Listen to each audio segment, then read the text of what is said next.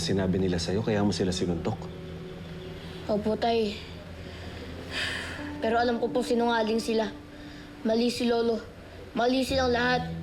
Di naman po kayo bakla, di ba, tay?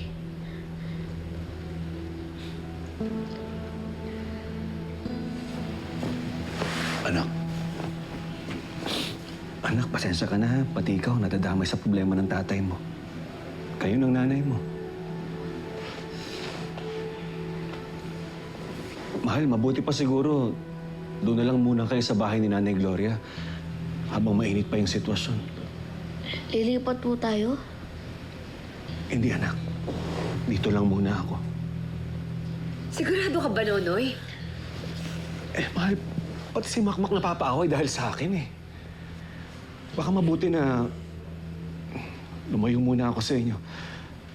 Saka siguro maganda na rin na ako muna mag-isa para maayos ko yung sarili ko. Hindi, tay. Hindi.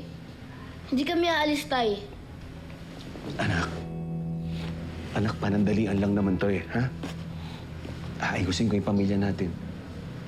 Tsaka susunod naman ako sa inyo, pangako yan.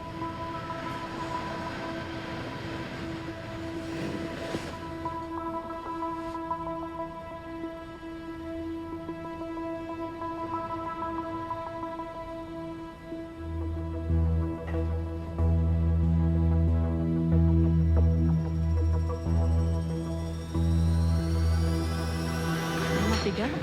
Okay lang po, Nay. Nay, may fishbowl. Pwede po ba bumili? Sige, anak.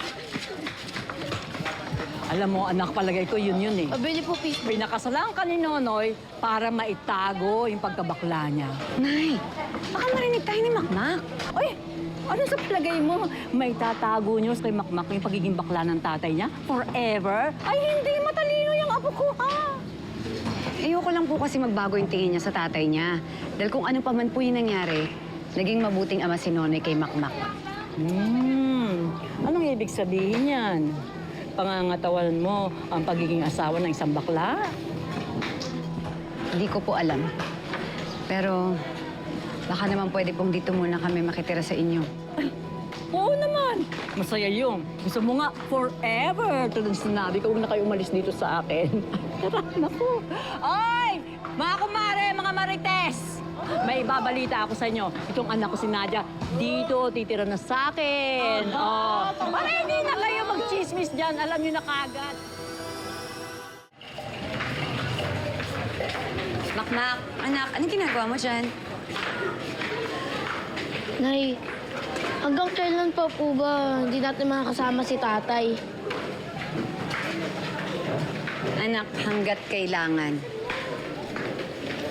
Eh, Nay, ba't hindi na po kasi tumira dito si tatay? Anak, nakita mo naman, di ba, ang liit-liit ng bahay ni nanay?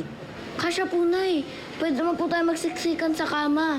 Sige na po, Nay. Patirayin niyo na po dito si tatay. Makmak, sinabing hindi nga pwede. Eh, bakit nga po? Di ba sabi niyo, sandali lang tayo magkakahiwalay? Nangako po siya, Nay. Sige na po, Nay. Makmak, pwede ba tumigil ka na? Naririndi na ako sa boses mo, ha? Nadia. Makmak. Tingnan mo yung mga bata naglalaro, oh. Sali ka muna sa kanila.